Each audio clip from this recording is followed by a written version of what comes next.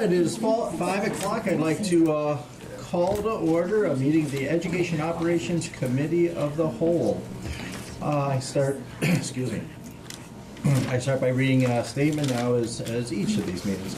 During this meeting, board members will, in many cases, be hearing information presented to them for the first time. Their responses will, in many cases, be extemporaneous and should not be considered either their final opinion on a matter, nor should any opinion expressed by an individual board member during any meeting be considered the opinion of the board as a whole, unless it is presented by the presiding officer as such.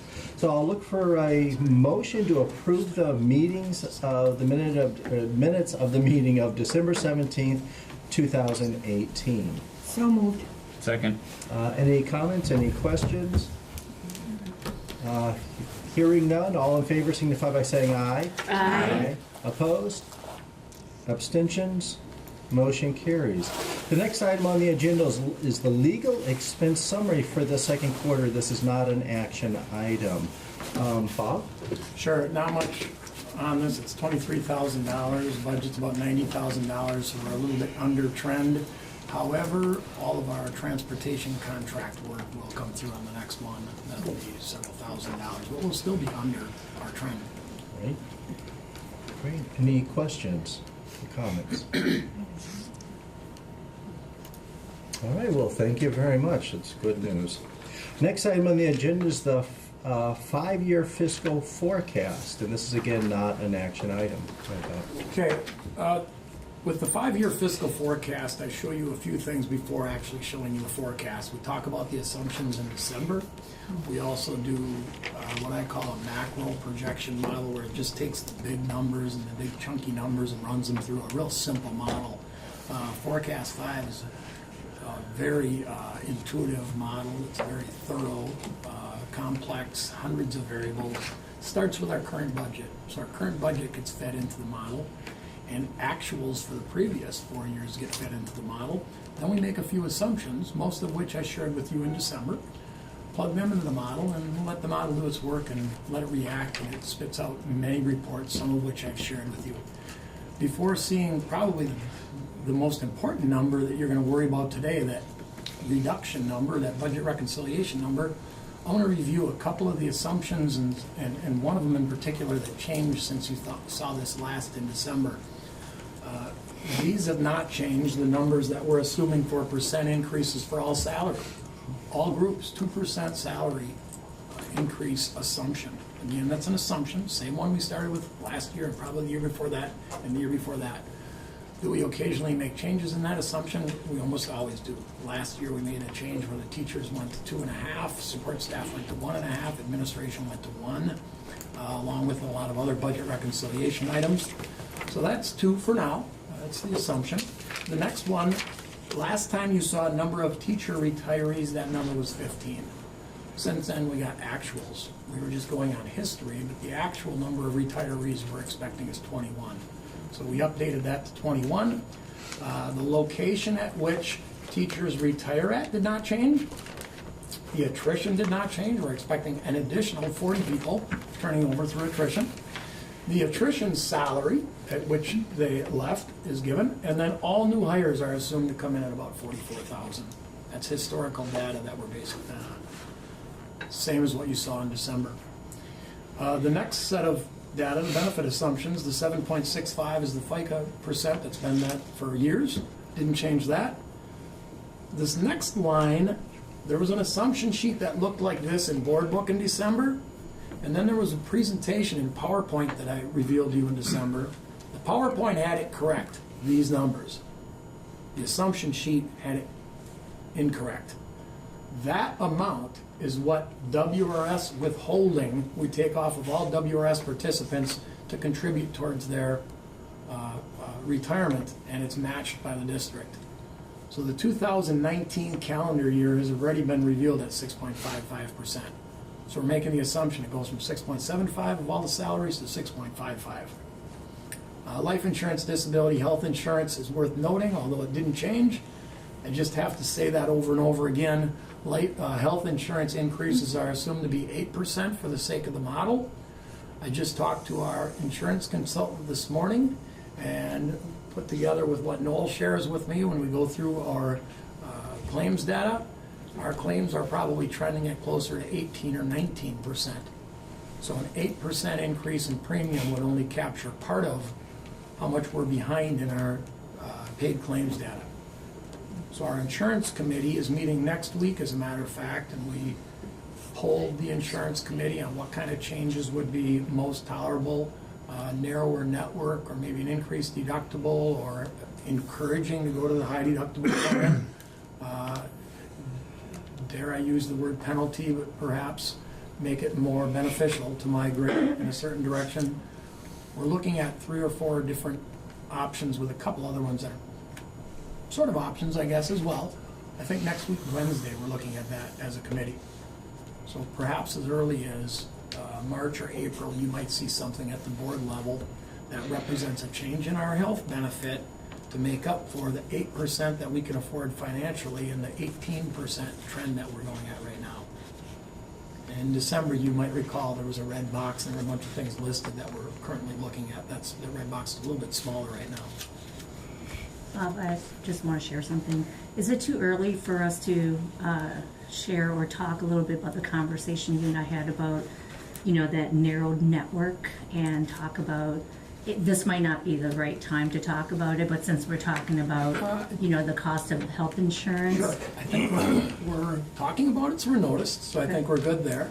I don't think that there's going to be another cleaner time to bring it up as a board, other than perhaps when the insurance committee got a chance to do all of their work, and it may be too late to hear what you're going to say, so Okay. I think it might be a good time. And I might not be here after April, but like Eau Claire School District and like Rice Lake and other smaller school districts, they've been really working on, I think they've had a pilot for like the last 5 years on looking at narrow network or having an on-site clinic or a near-site clinic where it's another option that's available next to your high deductible plan, and if we have a PPO plan, I don't know.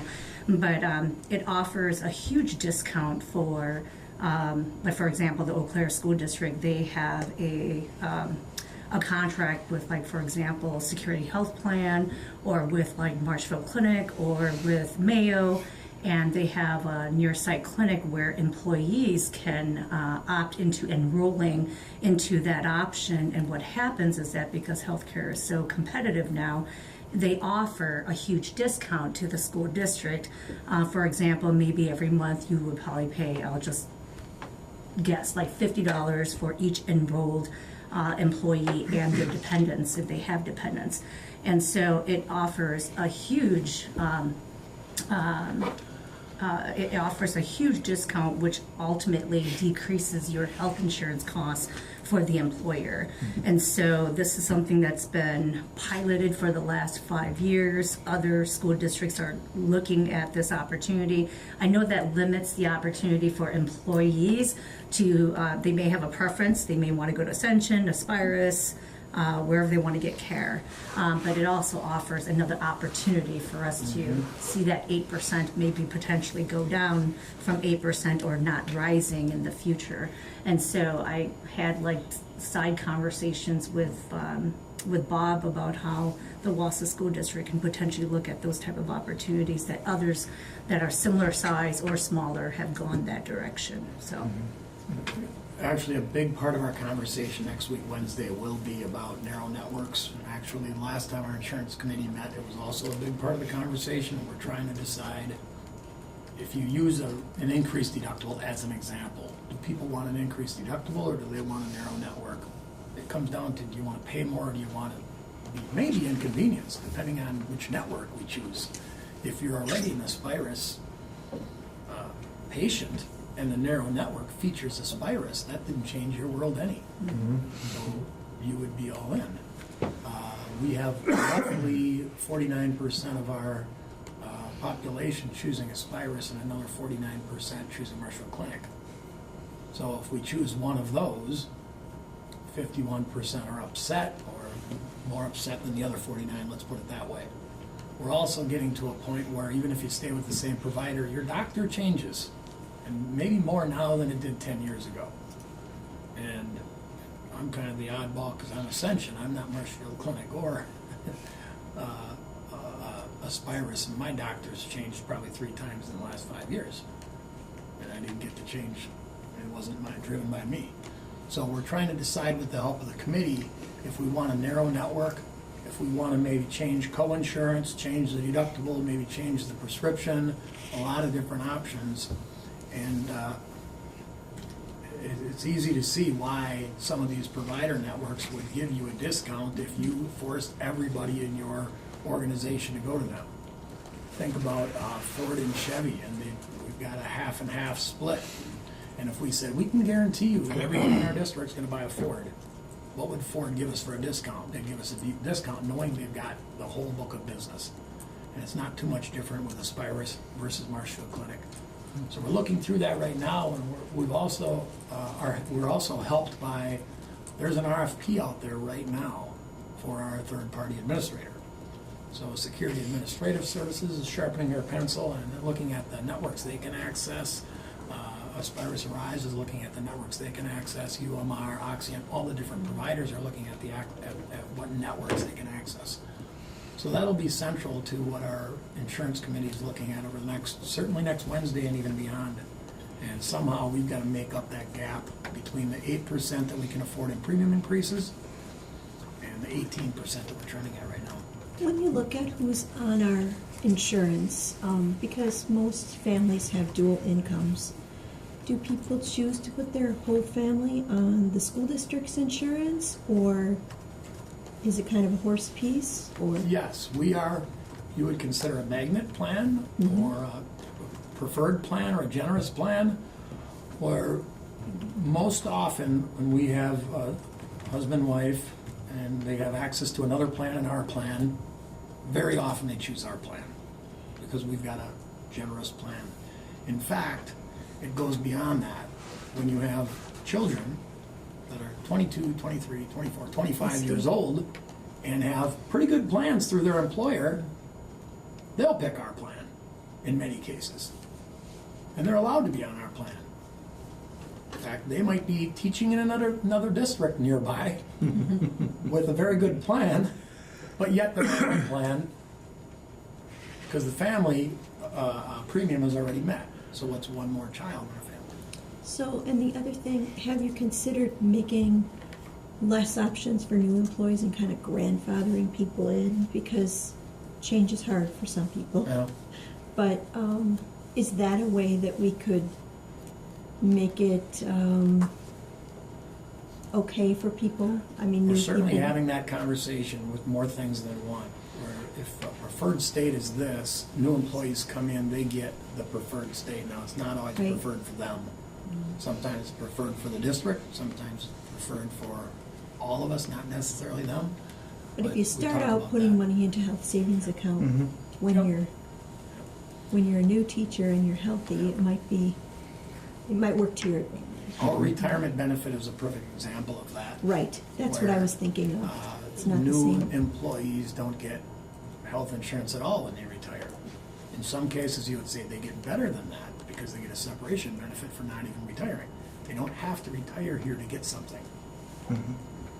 One thing I can offer when it comes to that narrow networking, you're right. I mean, that's the latest, well, it has been the latest trend for a while. The biggest challenge that we've seen historically when making that determination is how do you address that 49% moving from network A over to network B. And if you can find ways to bridge care for certain things that are ongoing, like mothers that are expecting, that are in the middle of seeing their OB over here, they don't want to switch OBs in the middle. Sometimes there's oncology treatments that are ongoing. People are very allegiant, and they got a strong emotional tie. Surgeries, that are scheduled after the change of that particular year. So if you address those up front, we've seen a much greater success in that transition and a higher degree of acceptance. Like you said, for you or I, whatever, you're going to see Dr. Smith for your physical one year. Next year you're going to see Dr. Jones. Not a big deal, but for a mom who's pregnant and been seeing an OB for 6 months. We'll make sure that we're looking at that. And I you never know, would have Pat, thought of that. That's Yeah, a it's- suggestion. a lot of those narrow network, what they provide as far as services are are like your wellness and your physical exams, and then maybe just some lab and some lab and blood work stuff. It doesn't really include everything more specialty care. It's more of just your annual, the kind of the basic components for preventative maintenance. That's included in some of that, but you probably already know that already. But It depends how aggressive we want to get with Yeah. defining that narrow network. If you want everything in that narrow network, you'll get Your cost is discounts, going- but yeah. you drive everything. And, yeah, even people outside of a certain geographical region, you'll have freedom. Your child who's going to school in Madison, or a retiree that's living somewhere else, so.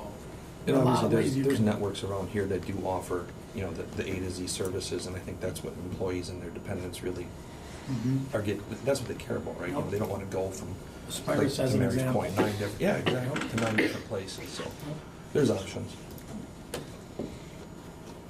So 8%, think about it this way, 8% is what we felt financially we could afford. Because when the premiums go up, the employees are quick to point out, my premium went up 8%. Well, the district portion is 85%. In a lot of cases, that went up 8% as well. So it's a balance of what employees can afford and what the district can afford. More so for this model, at least, because this model, I don't say it doesn't care what the employee can afford, but it's not about what the employee can afford. So 8%, dental 0. This is pretty important to understand. These are the parts of our budget where the human element plays a larger role in our ability to stay inside of a given budget. How much of something you're going to purchase, or how many sub-days you're going to allocate, or how much professional development you're going to be in the middle of. These are the budgets for all the departments. And they've been 0 or negative since I've been here. In fact, they were -8 one year and 0, 0, 0 all the other years. And it's important to understand that department leaders are continuously cutting their budget. So if we think they're not cutting their budget, they must cut their budgets. The only way they can deal with the same exact amount of money year after year after year, when costs go up, reshuffling the deck inside of their budget. So there's plenty of that going on. We could offer examples if you open it up to the people in the room. That's been 0 for a long time. It represents about $10 million, I recall. So $10 million staying at 0 really helps your budget.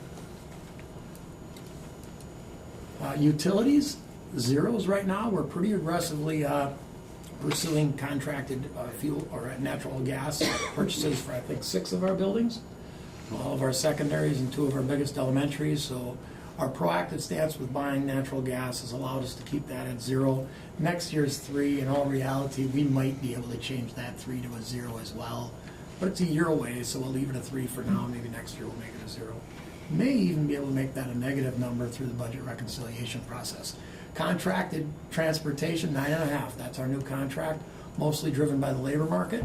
And the contract also says it's a bunch of 3s after that. So all the costs from first student go up 9.5, and then a bunch of 3s. Fuel, we purchase fuel on our own.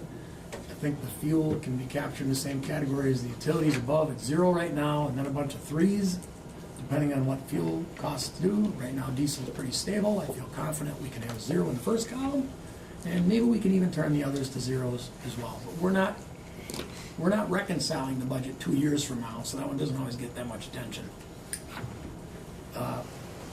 Fund 27, the same purchase services that were above, we hold the same to be true in our Fund 27 Special Ed Fund. Fund 50, food costs go up. Fund 50 isn't where the pressure is for our budget. Our budget pressure is on Fund 10, our general fund. It's not necessarily on Fund 50. Fund 50 is pretty stable financially right now, so I don't want to ignore this, but it's not where the pressure is. Same thing with Fund 80. Fund 80 is our community service fund. I learned some things last week at the conference that will perhaps allow us to leverage Fund 80 in a certain way where maybe some Fund 10 expenses can be put in Fund 80, and it's still tax money we have to spend, but it's not limited by the revenue limit. And keep in mind, our mill rate is pretty flexible right now because of defeasance. Defeasance is that last number that we bring in to have our mill rate be something that we consider it to be affordable. We can bring in a lower defeasance number next year. So we really have some flexibility with our mill rate. So Fund 80 is more mill rate driven. There's not pressure on that part of the budget. Here's some individual adjustments. This one's worth mentioning, the technology iPad lease. The beginning part of July, this is next year's budget, beginning of July is our last iPad lease payment of about $400,000.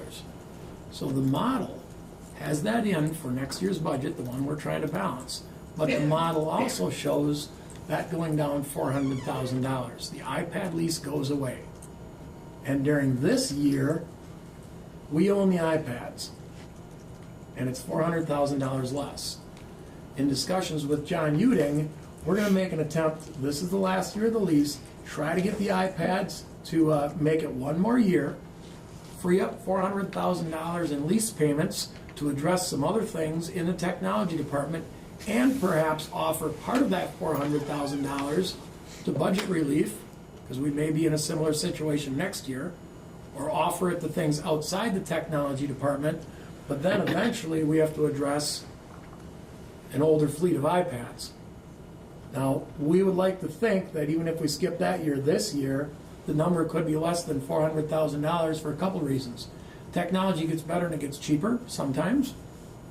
And we would also have the residual value of the iPads, even though they wouldn't be as valuable as if we sold them next year, there's still a residual value.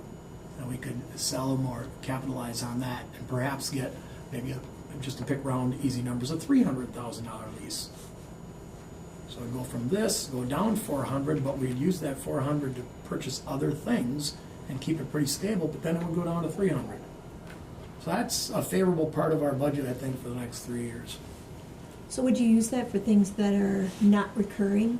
Things that are like one-shot Yes. projects that you've been putting Or, in off? some cases, some of the license agreements that we have, if you get a deal on a 3-year license versus a 1-year license, it'd be wise to use that money. That But of makes course, sense. some 1-year upgrades that have maybe been ignored for a few years.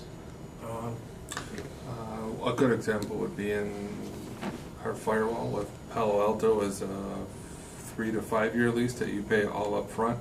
We have it for one more year through 1920, so it would time out well in 20 there to use some of that, and that's a fairly expensive lease And and a really one-time important. renewal. Yes, yeah.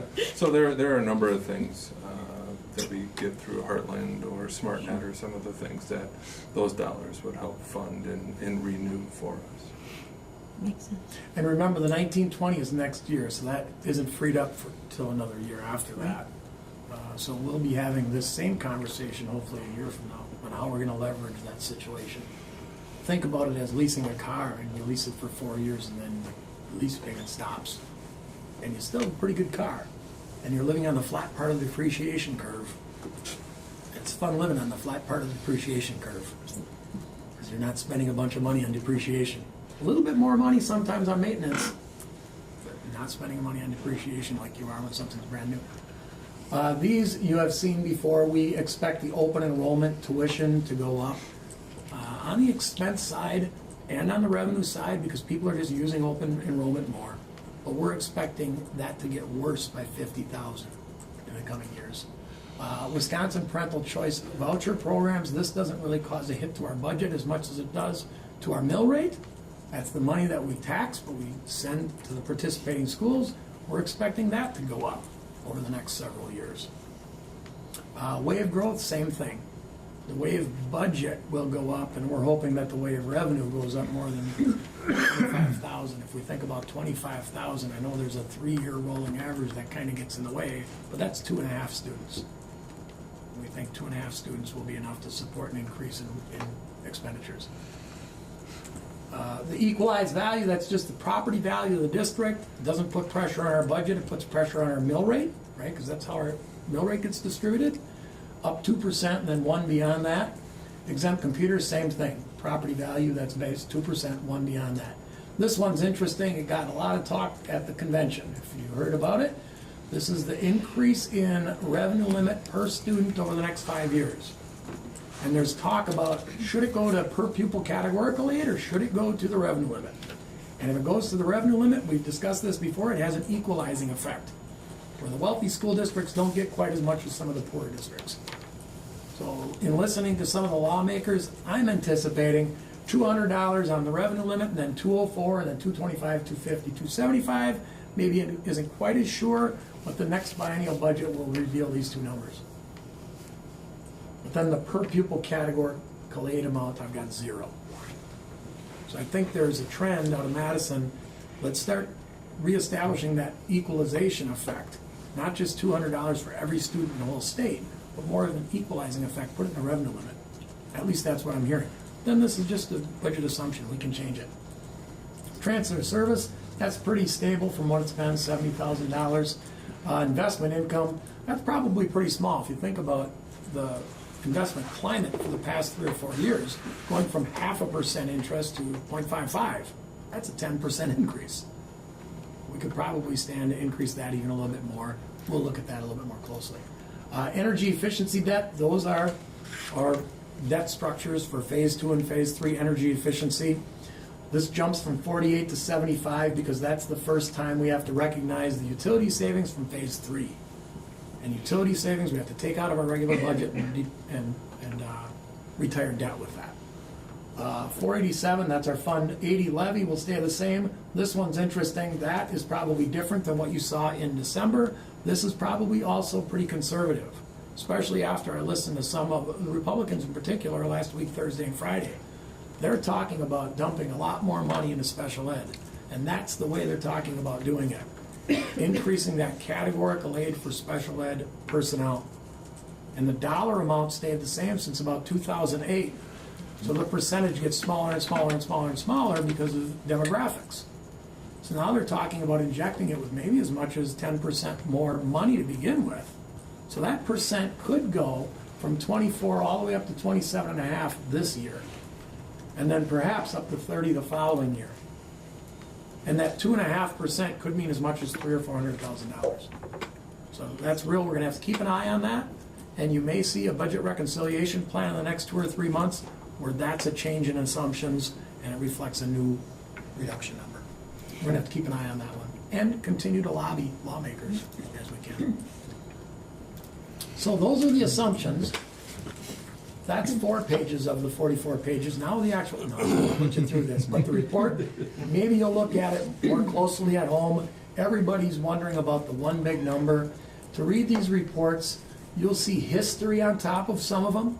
So they'll go back 5 years with the current year, and then you will have projections on top of others with the current year and then the 5-year future projections. The one number everybody's concentrating on is this one right here. That's the reduction needed for the 1920 budget, or increase in revenue, to be realistic, to balance our budget. So we're looking at reducing $322,000. Now remember, the budget requests that came to you in, I believe, December also equal about $1.7 million. So $1.7 million in new requests that we're chiseling away at right now. We're working hard to make that a smaller number, combined with $322,000 in reductions, $2 million in budget cuts, or revenue, or redistributing things in order to balance our budget. But if you remember this report from last year, this is the most encouraging string of numbers, and I think they're pretty realistic. We didn't just get crazy with these assumptions and assume that the money truck's backing up to our back door. These are very encouraging. The change over previous year assumes you balance the previous year. So if we balance that year, next year, we'd look at a surplus of $298,000. If we balance that, $26,000. If we balance that, $249,000. Those are manageable numbers. We're used to seeing numbers with a lot more digits and all red. So we're encouraged by that. Mm-hmm. I'm not going to spend a ton of time on all of these other ones, but you'll see the revenue broken down by types of revenue, going forward only. There's a graph. The state's talking about 2/3 support, 64.4. They can play with that number and they can make a lot of things look like 2/3 support. So we have to tread a little bit lightly there. You know, the first dollar credit and school tax levy, some of those things are called school support, but even though it's not money we can spend. But they're claiming 2/3, so that could go up a little bit and maybe local would go down. Here are the expenditures, all the different categories of expenditures. Fund 10 graphs. We know we spend a lot on salary and benefits. We talk about the 80% number, but this is only Fund 10. Remember, Fund 27, which is special ed, is very salary and benefit heavy. We don't have a lot of buildings, we don't have a lot of equipment, it's a lot of salary and benefits. I would also be careful when looking at these graphs. They don't start at 0 and go up to something. They're maybe deceiving if they don't double in 4 years like the graph might suggest. Special ed, I think it's worth pointing out, historically, our transfer from Fund 10 to Fund 27 to cover the deficit at the end of the year. Board members, I'm sure you understand this, but we have to tell more people in the state so they understand it. Because of that dwindling support for special ed, $8.1 million, 8.4, 8.6, 9 million, 9.4, 9.7, that's the amount of money at the end of the year that Fund 10 covers Fund 27 for. And if we're talking about future, the projections, 9.7, 10, 10.1, 10.1, 10.5, 10.9, they start to flatten out because remember what we built into the assumption.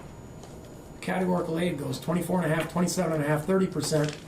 So that transfer could be helped. Special ed revenue, there you see the transfer as well. Most of the revenue is transfer. There's just a graph of it. Special ed expenditures by type, you'll see again, most special ed expenditures, 14 million, are salary and benefits. They're very salary and benefit heavy. There's a graph of it. Non-referendum debt, that's the energy efficiency work that we're doing. Non-referendum debt projections, referendum approved debt. This one gets interesting because of defeasance. 6.5 is about our normal debt payment. 2 years ago we tackled 9.7. Last year we tackled 12.9. If our mill rate went out of control, we could come back to 6.5. But remember what we're doing through defeasance. We're prepaying future debt to create an opportunity for ourselves while allowing the mill rate to go down. Referendum approved debt, we're just making the assumption that this amount holds true for the next 5 years. Referendum could play a role there. Or if we had to throttle back on defeasance, just like I mentioned a second ago, that could play a role as well. And those are the assumptions. So a lot of reports that you can look at more closely when you get home. You need to understand them a little bit better after our discussion. I'll open it up for questions if you have any. Noel Tordson's here too. And Noel I have to give credit to. He's the brains behind all this stuff. He gives me the report and I sit up here. I guess, Bob, what I walk away with is to be sitting here talking about having to reconcile about 0.3% of the budget is an enviable position for any entity, public or private. I mean, that's, you can call that rounding, but that is a great position to be in. Couldn't agree more. I'm so encouraged by this, especially if we get a little bit of help from Madison on the special ed, it could essentially be a balanced budget. And then the pressure on our budget would be almost self-imposed. And it would be because of budget requests that we still have to manage in. Because people don't come forward with Z requests, as I've said, they're LMPs. So, we're in a very good spot right now. Okay, anything else? All right, well, Bob and everybody else, thank you very much for all your constant budget trimming.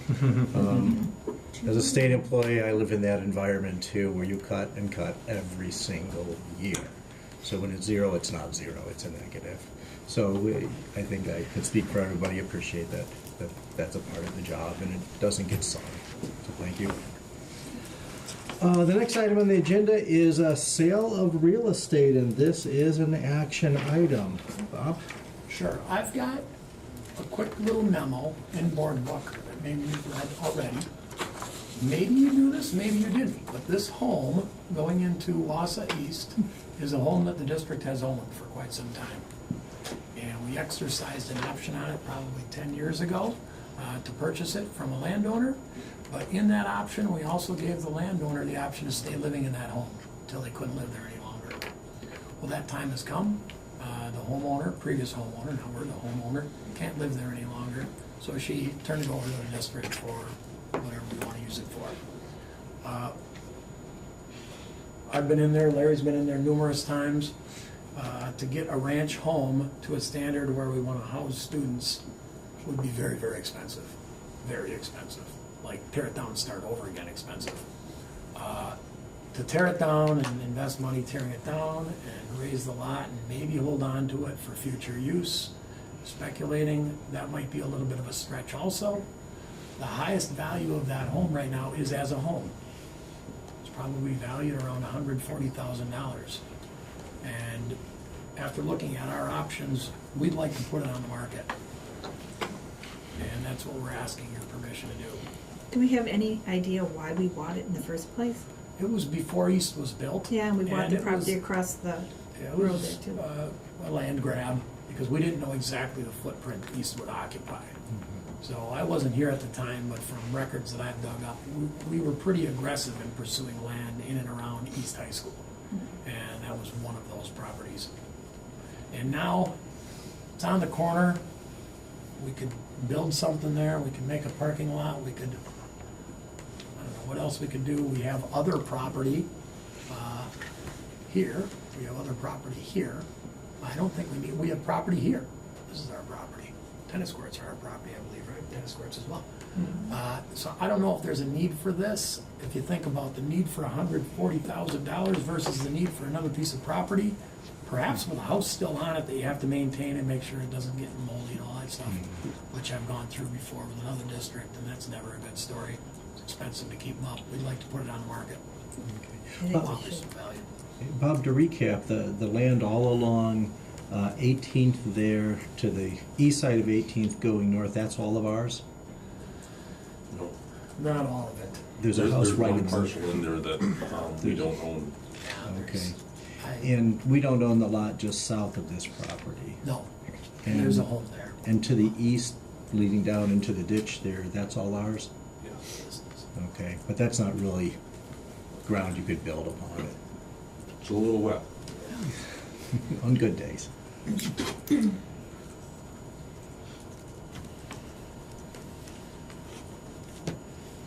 So that's all I have, and we have discussed it internally if you have questions for us. Well, as a standalone property, do you see any reason to keep it I can't see any reason at all. ever? ever. Can you earmark the money for anything specific, like school forest, or? That's been the trend lately, and we usually cross that bridge when we sell it, but Okay. that's been what we've done with the last two properties we've liquidated. Right. We have some other costs that are resulting from the peer program that, at least internally, we've talked about. This is one-time money. We could pay a lease at the YWCA, for example, for X number of years. Might be another good earmark. And that question of building for pier has come up before, so that may be linked in a sense to this. Okay, so I'm looking for a motion to recommend to the full Board of Education placing the district-owned property at 2603 North 18th Street, Wausau, on the market and closing on the sale of this property. So moved. Second. All in favor, signify by saying aye. Aye. Opposed? Abstentions? Motion carries. The next item is the recommendation for 2019-2020 capital Yeah, if you don't mind. projects. Go ahead, Larry. Andy, I'll grab my computer and get it out of your way. oh, that's fine. Okay, in your materials is a packet, and for those of you who were here last year at the same time, that should look pretty familiar. We bring the capital budget before the board, before the rest of the budget typically, because a lot of our capital expenditures happen during summer. So obviously we need approval to get bids out and to get plans prepared and to get contractors on board. So that's the reason, for those of you who aren't familiar, why we're bringing it to you at this point in the year. Our capital budget has remained constant at $1,008,400 since 2012. Prior to that, it was more, so it declined to that, and it stayed flat ever since. Obviously, as Bob alluded to earlier, we have increase in labor, increase in supply costs, so that budget essentially gets smaller every year. So for those of you who haven't seen this layout in the past, pages 3 and 4 contain some information regarding the rationale on how we determine what projects to pursue. Pages 5 through 27 are a historical list, basically, of the projects that we've completed, broken down by school, and it's just the more sizable projects. Obviously, there's a lot of smaller things that happen over the course of time, but that's just really the big chunks. Page 28 that you see on the board here, and I apologize, it's small, it's just, I want to capture it all on one sheet, is really kind of the crux of it. Can't quite get it all on the screen. So this is actually a cover sheet from a very large workbook that has all the schools on it, and it projects our expenses out for 20 years. And those expenses are based on obsolescence of equipment, expected life of different pieces of equipment and components of the building. So that's where those numbers are derived from. For the coming year, we have 1920 right here, and you'll see that adds up to 2,500,000. I need my cheaters. 2,509,000. Obviously, that's in excess of our current capital budget. So what you see down here is how we're going to trim that down. Oh, there you go. Wonderful. So, for instance, building envelope here, you're going to see a $940,000 reduction. The reason is number one, and that's going to be the last of our revenue limit exemption money. That's the facade on John Muir. If you recall, last summer we did the front, now we're going to do the back. So that's one of the big things that we're going to use to chop it back down to the 1,008,000. The other is 170,000, and quite honestly, that's just projects that are going to get kicked down the road, or if we find other ways of funding them, we'll pursue that. Okay? You can see with the revenue limit exemption running out this year, our list of solutions for how to close these budget gaps just got a lot smaller. We pretty much whittled it down to two: postpone replacements for future years, or increase operating budget to offset capital expenses, and obviously that's a challenge as well. So for the current year, we're anticipating our capital budget would remain the $1,008,400. And we purposely don't spell out specific projects. We like to keep it somewhat vague, so that in the event we have a roof blow off a building or a catastrophic failure of a building component, that we're not locked into a specific set of projects that we spell out in the board meeting. Is there any questions? Can you say a word or two about why we asked for this now, or did you do that already? You asked for it a little earlier than the rest of the budget. Yeah, we go at it a little earlier just because of our capital projects being physically needed to be completed in the summer. So we've actually bid out a couple of roofs already. We unofficially have a marker on a couple of contractors' schedule, because quite honestly, if you aren't there at this point in the year, you're not getting a roof replaced this summer. Larry, did you put anything on the deferred list that's really kind of something we should be aware of that might not go so smoothly? As far as things that we're, quote unquote, kicking down the road, typically those tend to be the lower priority things. Replacing a carpet, a little bit subjective as to when it needs to be replaced. If there's thread sticking out of it and you're tripping over seams, that's a safety issue that would bring it up. If it's just worn and it looks dated, slides down the priority list. An exterior door, if it's still functioning correctly and it's safe and secure, and it's just rusting, slides down the priority list. If it's rusting to the point that it's swelling up and it no longer latches, up the priority list. So no, we're not pushing anything down the road that putting buildings at risk of falling down, or we're not kicking a roof down the road that's leaking or anything of that nature. Okay, thank you. Larry, is there anything in there, you mentioned the John Muir building envelope, but is there anything related to John Muir facility-wise? We have the the issues brought up about capacity and all that, and I know that Larry had identified some things where, if we remove the old boilers or something like that, they might be able to repurpose that space for something. Is there anything in there for John Muir?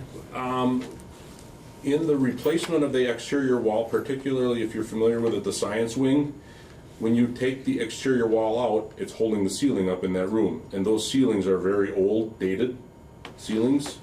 And the way they were heated is there's a coil in the ceiling of galvanized pipe. About every 3 inches, coil goes back and forth all the way across that ceiling, which is a ridiculously inefficient way to heat that room. So in the course of taking the exterior wall out, we're also wrapping in some of those improvements. The cabinetry that sits against the exterior wall, we're going to rip it out.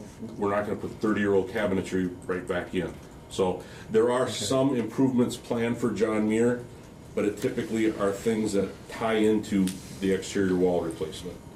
The boilers we actually looked at a couple of years ago. Those 3 big boilers, for those of you who are familiar with it, they're monstrous. To remove those boilers is give or take 60,000. That's a few years old, the data. And the problem is that the room that we're left with is sort of landlocked. You can't get to it from anything other than the loading dock. So yes, it's a room, but it's a landlocked room that would require a bunch of remodeling to make usable. Sure.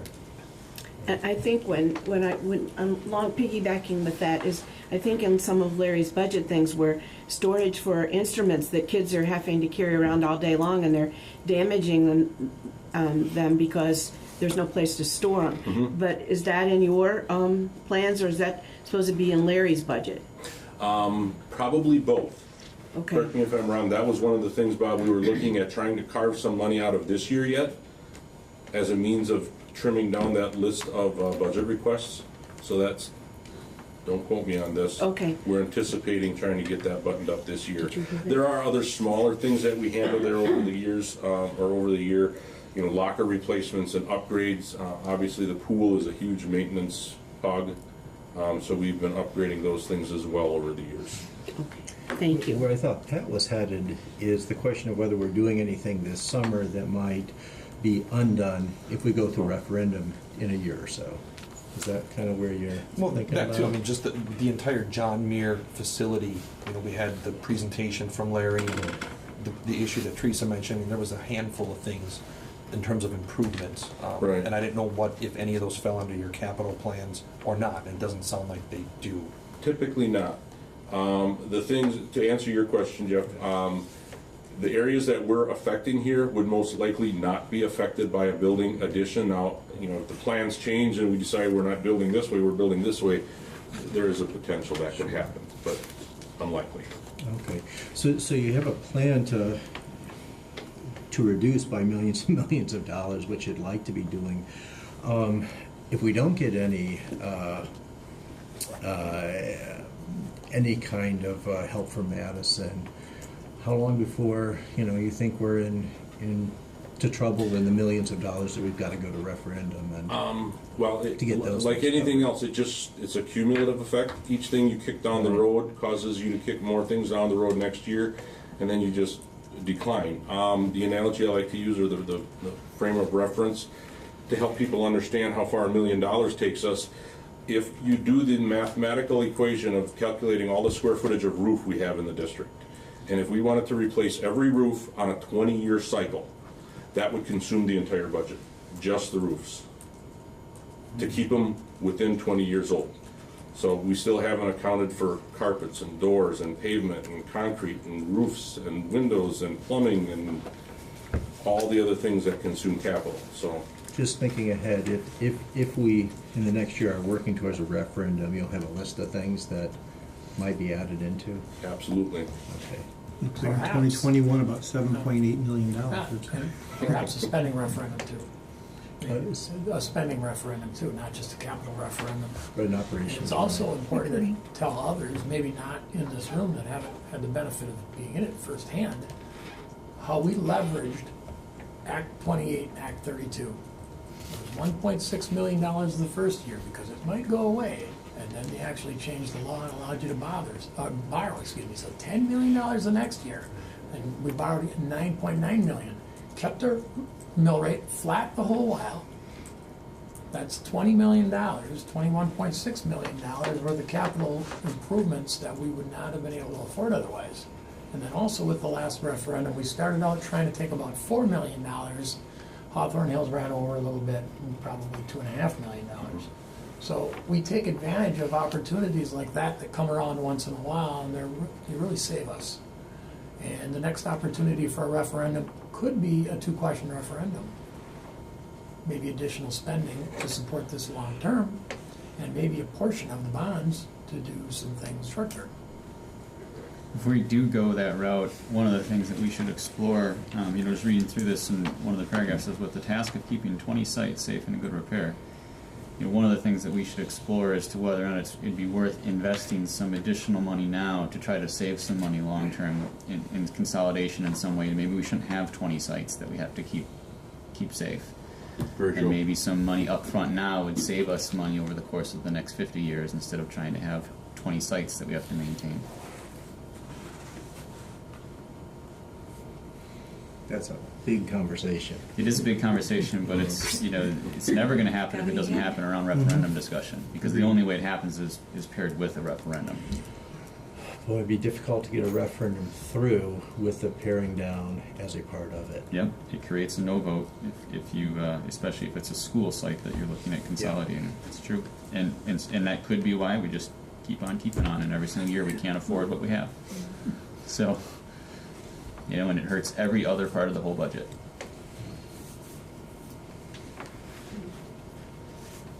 Okay, That's any other strategic questions? thinking. Yeah. Any other questions? Thanks, Larry. Thank you. Thanks I think you have some verbiage in there for consideration. for the motion, yeah. Thank you. Okay, thank you. So we're looking for a motion to recommend to the full Board of Education the approval of the 2019-2020 capital projects and corresponding budget. So moved. Second. All in favor, signify by saying aye. Aye. Opposed? Abstentions? Motion carries. The next item is a state education convention update, and we may be bringing this back again at a later meeting. Yep. So you have a written summary in front of you, and Frank, I'll just do the state education convention and the strategic planning update kind of simultaneously, if you don't mind. So just kind of highlighted, who went. It was Cassie's first time going. I think it was really beneficial as we talked. Bob and Lee and Jane and Teresa. We were down there for 2.5, 3 days. I wasn't able to speak to Lee's experience or Jane's or Teresa's because frankly we didn't see much of each other. We were in separate sessions, and so I just summarized what I attended. I can give you a brief update on any of those. I did write a brief summary of the 3 keynote speakers. I think we all attended those 3. They always have really high quality keynote speakers. So for instance, under 3A, Steve Pemberton told his story of being in the foster system in a pretty abusive way, and the impact, the educational staff impact, right? The teachers, the counselors that helped him, find his way to a very successful life. Michelle Borba, 3B, her kind of mission is preventing bullying and conflict through building empathy in students. She had a very real powerful presentation. And then Mr. Salome Thomas L. is a principal and educator out east, and just had a great overall message about believing in kids and telling them how much you believe in them and how that leads to success. So yeah, overall the sessions were really high quality. A couple of things that I would highlight. I really enjoyed the strategic planning session from Verona. It's interesting going through this without a consultant. You can kind of, mix and match things as you go along. And they had an equity-based strategic planning process that was I had not seen before. Matter of fact, they kind of just created it like a few over the last 6 months or so. So we'll be looking at that and see if there's some components we can introduce that to address the achievement gap, the access gap that we know exists. So that was very timely. And I will also speak a little bit to Cassie. Cassie wrote a summary on a separate sheet as well. Cassie tended to focus on school board meetings and processes around that. I don't know if Cassie wanted to add, but I will say one thing. The last, the last one on the front page was that Sun Prairie. Yeah, I spoke to the Sun Prairie School Board. 3 of their board members. They adopted completely the coherent policy governance model, and they spoke very highly of how much more efficient, effective their board meetings are, how much stronger their relationships are as a board and with administration. They did offer to come up and talk to the board if any of you would be interested in that. They were very excited about that option. And then looking at the backside of Cassie's, I will notice too, several of us, actually Teresa and I and Cassie attended a session called The Key to Sustained Success, Happiness First. Very interesting research. I don't know about you, when I grew up, my dad said, if you work hard and you get a good job, you'll be successful, then you'll be happy. A lot of research kind of reverses that and says, if you're happy, you'll be more likely to be successful because when people are happy, they're easier to work with. The research says they tend to get promoted more. So just some interesting things that we're going to discuss and see if they might be injected into our strategic plan. So, Cassie or Bob or anybody else want to add anything or questions? Sure, I attended a session on year-round school and how it didn't achieve as much savings as the district thought. It didn't increase achievement as much as they thought, but it gave parents another choice. And they felt so strongly about giving parents another choice that they went ahead with it and are continuing with it in spite of not saving a ton of money and not increasing achievement. It was in Toma. Sat in on a couple ESSA, Every Student Succeeds Act, and what the new reporting standards mean and how school boards are going to look at it like, what's this, unless you went ahead and told them about it ahead of time, which I did. So that's why I was in front of you last week, and how the media is going to get up in a frenzy about how can you spend $6,000 per student here and $16,000 per student here, and some of the factors that are involved. Every year, I make it a point to sit in on at least one alternative teacher compensation session. I was with Teresa on that one, and every year I wait for the presenter to say, and everything went well and everybody loves it. The ones that have said that, as a matter of fact, they go out of their way to say, and it was painful, and it took some trust, and it took ripping the Band-Aid off is used a lot as a metaphor, and every time, and I've been to dozens of these. And they mentioned Wausau even. And they talked about, they looked at Wausau and they thought it was good, but complexity and some of the other things, PD driven, and so it wasn't for them. I went to a few other ones, but those were noteworthy. Bob, the Toma one, that's interesting because it's counterintuitive, right? Particularly in the elementary grades, we're used to thinking about all that summer fallback. Yeah. And they're reporting that isn't eliminated or isn't reduced even. I don't know if they've adjusted for this in their data, but I kept going to, this is a pretty short-term study so far. This is 3 years old. 3 years. Maybe they just aren't revealing that there's going to be increased student achievement, because to me, it seems obvious there should be You'd think there would be. Now, the other seminars that I've gone to over the years about year-round school show that there is an increase. Yeah. In fact, they went out of their way a couple times saying, don't do this for student achievement, because I don't think you're going to get the results you want. I'm sorry, Jane, did you say there was or was not achievement? There was achievement Okay. from the other ones that I've Okay. gone to. One in Texas, they've been doing it for 23 years. Mhm. And So does that increase the number of days that students attend, or just change the calendar so there aren't these big It's called a gaps? 45-15 calendar. The DPI will only allow it if you do a 45-15. It's 45 on, 15 off, 45 on, 15 off. And during those 15 days is when they have their summer school. They'll have 5 days of vacation and 10 days of intercession, or whatever you want to call summer school.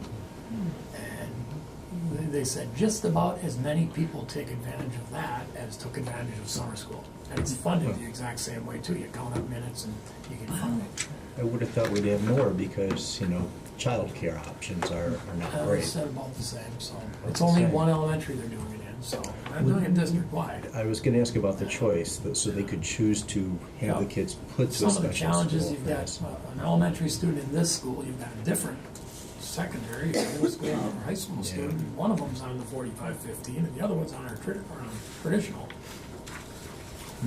Well, I'm just going to piggyback on Bob and our compensation model. What was interesting is they'd gotten a reoccurring operating fund, so they had a lot more money to deal with. And they felt that the first 3 years, they didn't want teachers that are new in the field to have to be figuring out a way to make money. So they really didn't encourage them to do any of these other things that they were asking the other teachers to do. But then they had a list of things that they were interested in. They wanted their teachers to become reading specialists, get a reading license. They wanted to become math interventionists, subject specialists, etc. So they had quite a list. Interestingly, they were helping the teachers to stay in that 7 to 15 year range. So there are some monetary offerings to get them to stay. And then at the top, they felt that those teachers were making an adequate salary, and other than the CPI, they had no incentive other than if they wanted to get a master's in one of the areas that they were asking. And they gave substantial money to National Board Certification, which was kind of interesting. So that was one thing. And then when we went to the happiness seminar, it doesn't cost us anything to have a happy school. And they gave all kinds of examples of how you can have a happy school.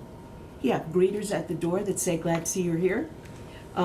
You find out with kids why they're happy to be there, but you engage with the kids. You especially look for those marginal students that no one pays a lot of attention to. They talked about be curious about their life. It doesn't cost you anything. And then they went on to talk about, with all of this technology, and especially cell phones, we are losing a whole population of children who do not understand empathy. They do not know that emotion is going away because they spend all of their time looking at a screen or texting, and they miss that whole idea of what's the emotion behind that text, and that it's decreasing every year, and it's one of the problems that we have. One of the examples, they said that in high school in an AP class, before the class starts, the students have to spend 5 minutes interacting with someone else in the class and looking at them and finding out something about them for that day. But that was and that doesn't cost us anything. I thought that was really powerful. And then one last thing, because it was really, really good. I went to a reading literacy. Just something for everybody to think about. Every European country that does a better job in educating their students than we do does not buy any program. They believe in their teachers, and they create what they think will work. And no matter what program we buy, it doesn't service all the kids. And they do not believe in direct instruction, and they believe in meeting the kid where they are with materials that you adopt. So I said, well, how do you start that? And you start it with a small group, and you get them to understand that direct instruction is not the way to go. And that just brings me back to my book room. And I knew that you would be. Book room. There we go. Okay, so it was wonderful, and I won't go on, but it was great. I'll coattail on some of the things you said, and All the major presentations, other than the breakout sessions and the breakout sessions, the thing that impressed me more than anything else was relationship. Teachers, secretaries, janitors, whomever, being there and developing relationship with the kids. And that was incredibly outstanding. I was impressed with Mr. L's presentation, where he talked about he was really disappointed that when his kids competed in an event, they won. Mm-hmm. He said because one of the things that the kids from those populations really need to learn is that you fail, you learn from your failure. And because of his relationship with them and the way they approach things, what he did was he moved them into much higher levels of competition, and they succeeded far beyond anything that anyone could have expected. The other thing that I was very impressed with was there was a session on character education, and there's 3 schools in the state, and they worked with, I think, Mount Alverno College in setting up their programs where they look at values, and they look at values from the community standpoint, from a school standpoint, from an individual standpoint, and working with the community from the very earliest grades in kindergarten. What they do is they keep pushing these values, and if a child is acting out, for example, they'll say to them, now how does that fit with this value that we have about respect? And they're constantly challenging.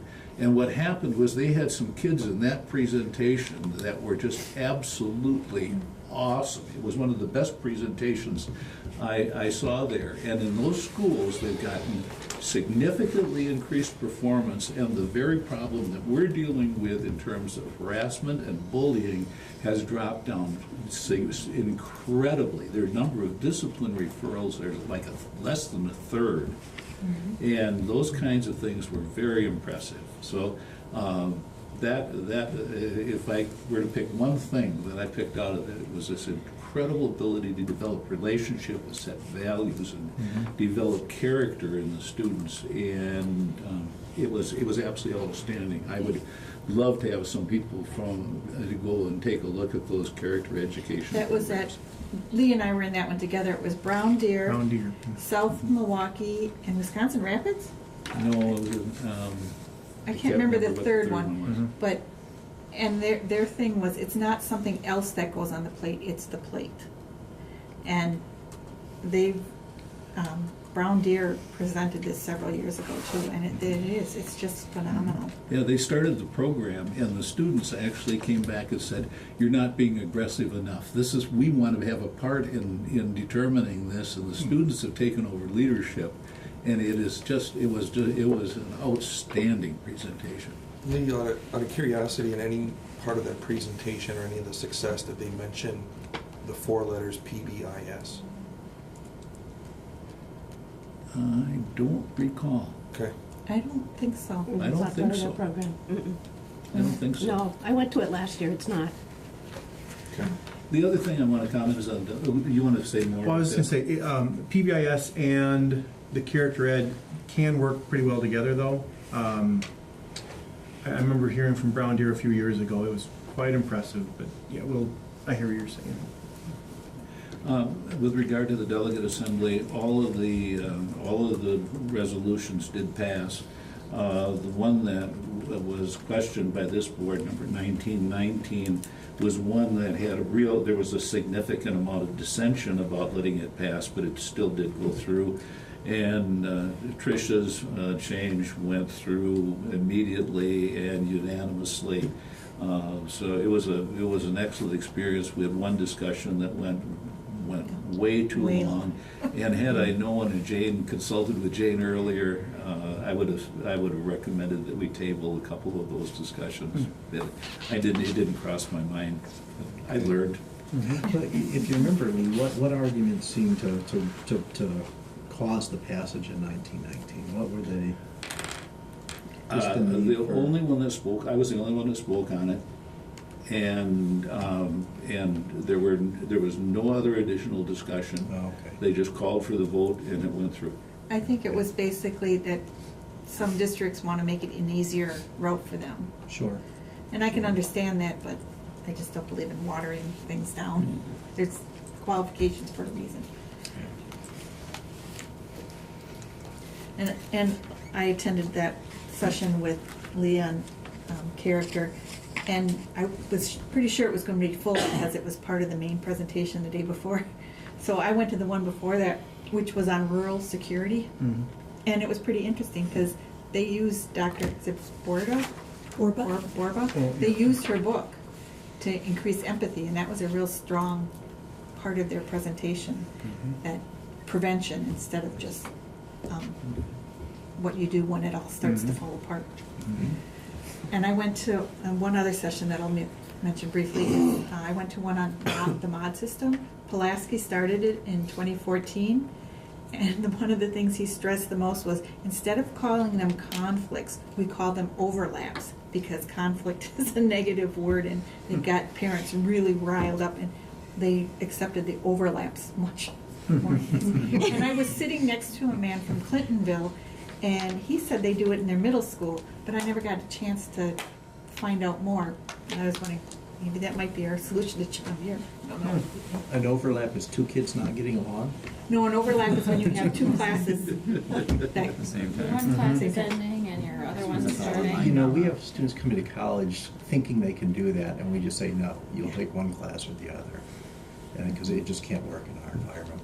But it's very strange for us It worked fine to at have, West.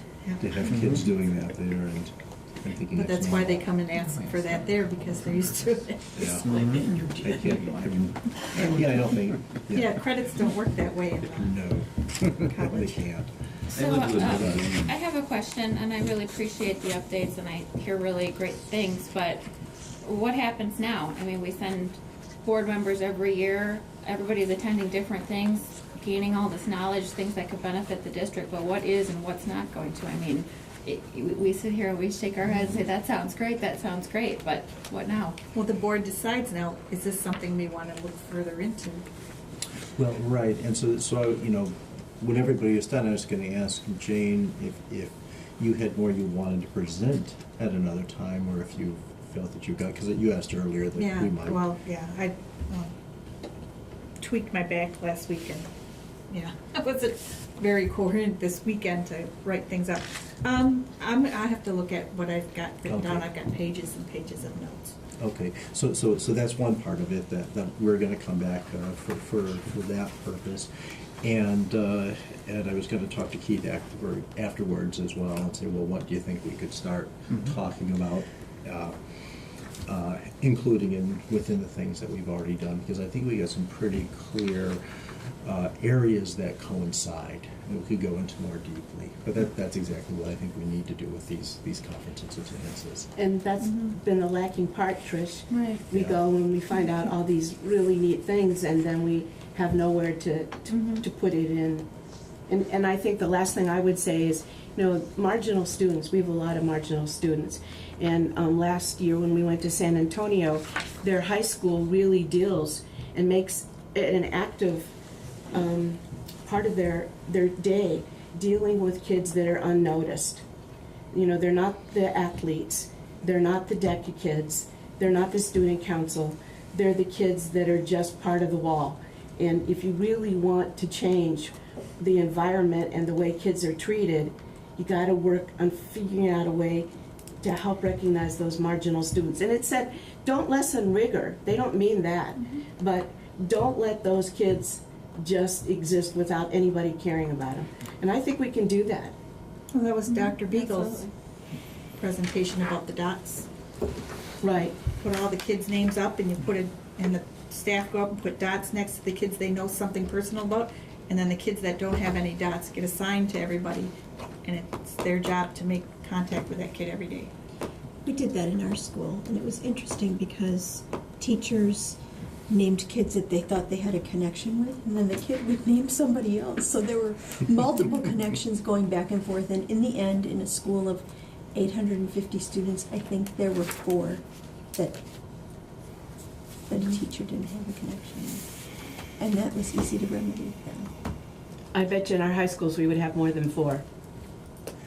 I will say, I observed that process at Horace Mann this fall.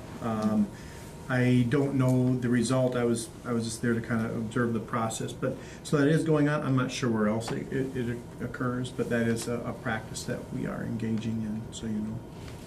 And I can brag a little bit because I saw Dr. Beagle here in Wausau at the beginning of the year, and I immediately went home and contacted the association and said, you have to have her, and there she was. Mm-hmm.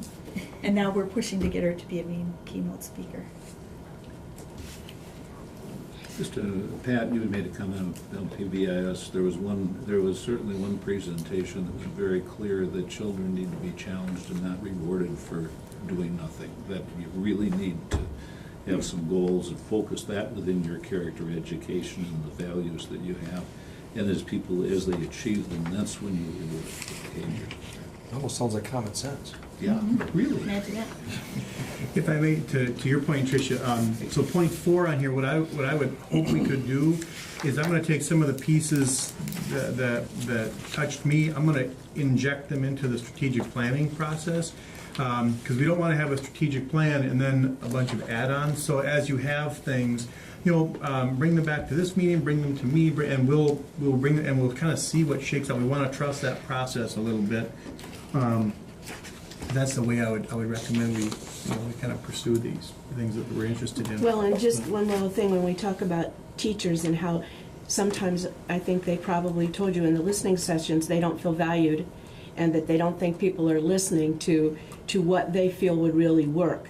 So when I went to the literacy program and they talked about, there's a whole variety of things that make teachers good reading teachers, and that if they have something that works and it's not this prescription, and that they know that they can do the same thing, then they write up a plan and have a chance to do that. And that was one of the things from the compensation model from was north of La Crosse. What was this? I want to say Sparta, but it wasn't Sparta. No, it went the other way. West Salem?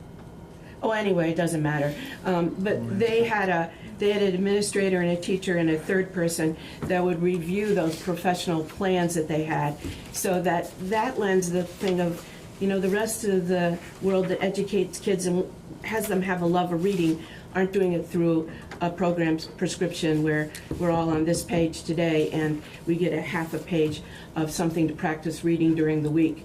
And so it says start small, but that's to your point, Trish, that we allow some teachers to do that are veteran teachers that know what they're doing and say, hey, I can make reading fun again for these kids. So those are things that we can be working on. It's just my soapbox. Keith, would it be valuable to have something written up by our participants, or do you think you've got an idea of? I have an idea. I still have access to the materials that the presenters shared. So if there's something that you want us to really consider, if you just let me know what session it was, I can pull those materials, and if I need more information, I can contact you. Great. Otherwise, I can bring it in for consideration. Everybody should be able to access those. I know I was looking at the conference materials today. Yeah. Only some of them are recorded, unfortunately. Oh, okay. Some of them in the program Yeah, said but the recorded. handouts are all There's available. Yeah, and PDFs and everything. Okay, And great. thank you, board, for letting us go, because it's very worthwhile. Thank you very much.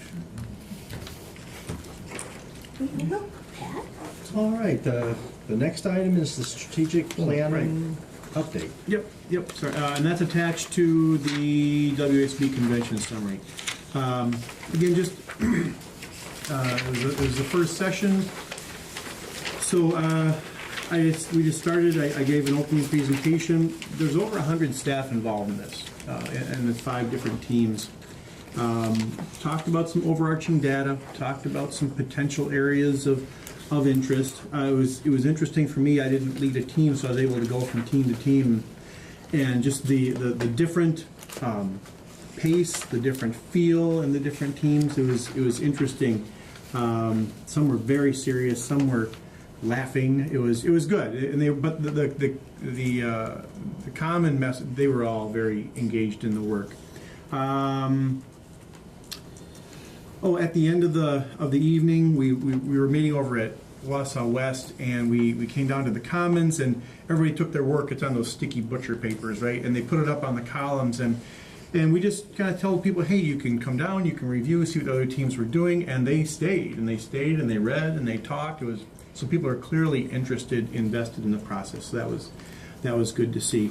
Frankly, we haven't even had a chance to debrief because the day WASB convention occurred. We had to leave on that Tuesday and get ahead of the weather. So we'll do that this week and kind of pick the next steps. But you can see under 4, we will take a look at the written work we have done, see where everybody's at. I'm not even sure how different groups got to different points, so do we need to amend our time frame or expectations or part of the process? I am going to review those 2 pieces from that equity-based strategic planning and see if they might play a role, and then just continue to update the process. I don't know if people have questions about what's going on. So the next meeting is February 18. In the meantime, we'll be, communicating with the teams again, just reviewing, making sure we're moving forward. Otherwise, it's all I've got. All right, any questions? All right, Don, I'm looking for a motion to adjourn. Second. All right, we are done, and we will adjourn again To upstairs. the PDC? No, we're For the PDC, Yep, for the PDC. right? Is that Yes, one? Yeah, PDC. thank you. All right. Beth, would you mind getting Mary your